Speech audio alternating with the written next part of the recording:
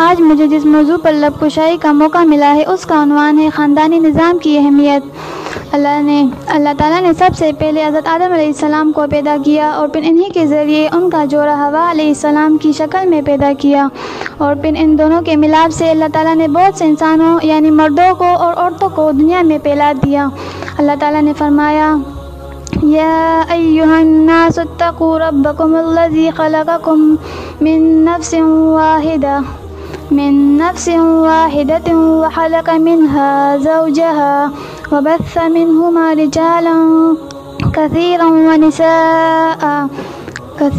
ونساء واتقوا الله الذي تساءلون به والأرحام إن الله كان عليكم رقيبا۔ اے لوگو، اپنے پروردگار سے ڈرو جس نے تمہیں ایک جان سے پیدا کیا اور اسی سے اس کی بیوی کو پیدا کر کے ان دونوں سے بہت سے مرد اور عورتیں پیدا دیے۔ اس اللہ سے ڈرو جس کے نام پر ایک دوسرے سے مانگتے ہو اور رشتے ناطے توڑنے سے بھی بچو، بے شک اللہ تعالیٰ تم پر نگہبان ہے۔ ساتھ ہی اللہ رب العالمین نے انسانوں کو مختلف قبیلوں اور خاندانوں میں تقسیم کیا ہے، جس کا مقصد یہ ہے کہ لوگ آپس میں ایک دوسرے کو پہچان سکیں کہ فلاں انسان فلاں قبیلے سے ہے، فلاں خاندان سے ہے، فلاں کا سلسلہ نسب یہ ہے، اور اس انسان کے تعلق سے صحیح جانکاری لوگوں کو ہو سکے، جیسا کہ اللہ رب العالمین نے سورہ حجرات کی ایک آیات کے اندر اس کی تفصیل ذکر کی ہے۔ یا ایھا الناس انا خلقناکم من ذکر وانثی وجعلناکم شعوبا وقبائل لتعارفوا ان اکرمکم عند اللہ اتقاکم ان اللہ علیم خبیر۔ اے لوگوں، ہم نے تم سب کو ایک ہی مرد و عورت سے پیدا کیا ہے، اور اس لیے کہ تم آپس میں ایک دوسرے کو پہچانو، کنبے قبیلے بنا دیے ہیں۔ اللہ کے نزدیک تم سب میں باعزت وہ ہے جو سب سے زیادہ ڈرنے والا ہے۔ یقین مانو کہ اللہ خوب جاننے والا اور باخبر ہے۔ اللہ تعالیٰ نے انسانوں کو خاندان میں تقسیم کرنے کے ساتھ ہی خاندان کے اصول و ضوابط بھی مقرر کر دیے تھے۔ ہر بندے کی ذمہ داریاں اور اس کے حدود بیان کر دیے۔ ماں باپ کے الگ حقوق، شوہر بیوی کے الگ حقوق،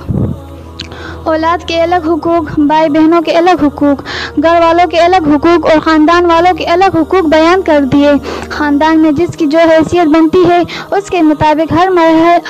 مرحلے میں اس کے حقوق مقرر کیے، اور ہر ایک سے متعلق یہ فرمان جاری کیا کہ ان میں سے ہر ایک ذمہ دار ہے اور ہر ایک سے اس کی ذمہ داری سے سوال کیا جائے گا۔ شوہر کو اس کی بیوی اور بچوں کا ذمہ دار بنایا، بیوی کو اس کے شوہر کے گھر، مال اور اولاد اور اپنی عزت کی حفاظت کا ذمہ دار بنایا، باپ کو اس کی اولاد کا ذمہ دار بنایا، اولاد کو ان کے بوڑھے ماں باپ کا خیال رکھنے کا حکم دیا۔ عرض یہ کہ رب نے انسانوں کو صرف خاندانوں میں تقسیم نہیں کیا بلکہ خاندان سے متعلق ایک ایک چیز کو واضح طور سے بیان کیا تاکہ اس کے بندوں کو کسی بھی قسم کی دشواری کا سامنا نہ ہو۔ محترم قارئین، شریعت کی جانب سے خاندان سے متعلق وضع کردہ اصول و قوانین اور ذمہ داریوں کو اگر ہر فرد اپنے دائرے میں رہ کر مکمل طور سے ادا کرے تو نہ صرف یہ گھر اور خاندان میں خوشحالی اور برکت کی آمد ہوگی بلکہ پورا سماج اور علاقہ خوشحال ہوگا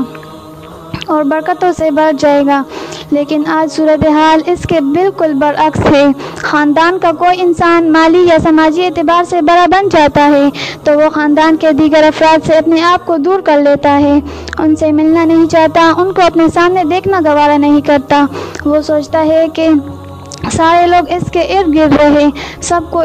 اس کو پوچھے، اس کی آؤ بھگت کرے، اس کا خیال رکھے، وہ چاہے کسی کا خیال رکھے یا نہ رکھے۔ شریعت کے اعتبار سے یہ نہایت ہی ذلیل و حقیر سوچ ہے جس کے مثبت اثرات کبھی مرتب نہیں ہو سکتے۔ آپ سوچیں کہ اگر ایک بندہ خاندان سے الگ رہ کر زندگی گزارے تو مشکل وقت میں اس کا کیا ہوگا؟ بیماری اور پریشانی کے وقت کون اس کی خبر گیری کرے گا؟ دکھ اور درد میں اس کی کیفیت کا اندازہ کرنا بھی مشکل ہے، لیکن اس کے برخلاف خاندان سے مربوط انسان مشکل وقت میں اپنے خاندان والوں کو اپنے آس پاس پاتا ہے جو اس کے خیر خواہ ہوتے ہیں۔ اس کی ایک مثال حضرت شعیب علیہ السلام کی اپنے سامنے رکھے کہ انہوں نے اپنی قوم کو توحید کی طرف بلایا، شرک سے دور رہنے کی تعلیم دی اور قوم میں موجود بیماری ناپ توڑ میں کمی کرنے سے منع کیا اور ہر ممکن کوشش کی کہ وہ راہ راست پر آ جائے، لیکن قوم کے لوگ ان کے دشمن بن گئے، ان کی باتوں کا انکار کر دیا، لیکن اس کے باوجود ان کا کچھ نہیں کر سکے۔ وجہ خود قوم کے لوگوں نے اپنی زبان سے وجہ بیان کی، جس کو اللہ نے قرآن میں اس طرح ذکر کیا ہے، کہا قالوا یا شعیب ما نفقہ کثیرا مما تقول وَإِنَّ لَنَرَاكَ فِينَا ضَعِيفًا وَلَوْلَا رَهْطُكَ لَرَجَمْنَاكَ وَمَا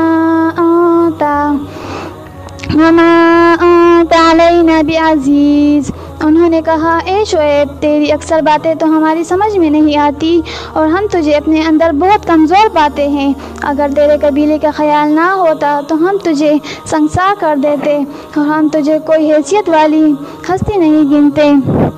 شعیب علیہ السلام سے اختلاف اور ناراضگی کے باوجود قوم کے لوگ ان پر حملہ نہیں کر سکے، صرف اس وجہ سے کہ ان کے پیچھے ان کا ایک مضبوط خاندان موجود تھا جس کا فائدہ انہیں یقینی طور سے ہوا۔ اس سے بڑی ایک اور مثال آپ جانتے ہوئے چلے جو ہمیں سیرت نبی صلی اللہ علیہ وسلم پڑھتے ہوئے معلوم ہوتا ہے کہ مکہ کی زندگی میں کافروں کی جانب سے کبھی بھی نبی کریم صلی اللہ علیہ وسلم پر قاتلانہ حملہ نہیں ہوا اور نہ ایسا کرنے کی مکہ والوں میں جرأت تھی، اس لیے کہ آپ صلی اللہ علیہ وسلم کے پیچھے آپ کو ایک مضبوط اور عزت دار خاندان موجود تھا جس کے سردار ابو طالب کی نگرانی میں آپ صلی اللہ علیہ وسلم تھے۔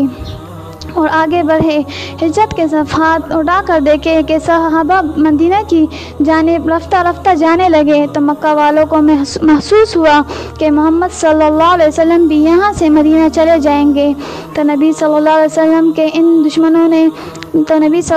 ان دشمنوں یعنی کفار مکہ نے آپ صلی اللہ علیہ وسلم کو قتل کرنے کا منصوبہ بنایا۔ دارالندوہ میں بیٹھ کر میٹنگ ہوئی کہ کیا کیا جائے۔ کئی لوگوں کے مشورے کے بعد اس امت کا فرعون ابو جہل مشورہ دیتا ہے کہ ان کو قتل کر دیا جائے اور اسی پر سب کا اتفاق ہو جاتا ہے۔ مشورے میں یہ بات آتی ہے کہ ہر قبیلے کا ایک فرد جمع ہو اور سب مل کر ایک دم محمد صلی اللہ علیہ وسلم پر حملہ کر کے انہیں قتل کر دے۔ ایسا جب ہوگا تو بنو ہاشم اور بنو مطلب یعنی محمد صلی اللہ علیہ وسلم کے خاندان والے اتنے سب قبیلے والوں سے بدلہ نہیں لے پائیں گے۔ نبی کریم صلی اللہ علیہ وسلم سے متعلق ان دونوں مثالوں میں آپ دیکھیں کہ مکہ والوں کو دونوں ہی جگہ نبی صلی اللہ علیہ وسلم کے خاندان سے متعلق فکر مندی تھی اور اسی وجہ سے وہ چاہ کر نبی صلی اللہ علیہ وسلم کو تنہا پا کر ان پر حملہ نہیں کر سکتے تھے۔ یہ ہے خاندان کے ساتھ جڑ کر رہنے کا فائدہ جس کی تعلیم ہماری شریعت نے دی ہے، اور یہی وجہ ہے کہ خاندان میں موجود تمام رشتہ داروں کا خیال رکھنے کی بھی تعلیم شریعت دیتی ہے، اور جو صلہ رحمی کرتا ہے اس کے لیے بہت سی بشارتیں سنائی ہے، اور جو اس کا خیال نہیں رکھتا بلکہ خاندان کے افراد سے قطعی تعلق کر لیتا ہے تو اس کا بھیانک انجام بتاتے ہوئے کہا کہ اس پر لعنت نازل ہوتی ہے اور اس کا ٹھکانہ جہنم ہے۔ اللہ تعالی ہم سب کو خاندان کی اہمیت سمجھنے اور خاندان والوں کے ساتھ جڑ کر رہنے یعنی صلہ رحمی کرنے اور قطع رحمی سے بچنے کی توفیق عطا فرمائے، آمین۔ آخر دعوانا الحمدللہ رب العالمین۔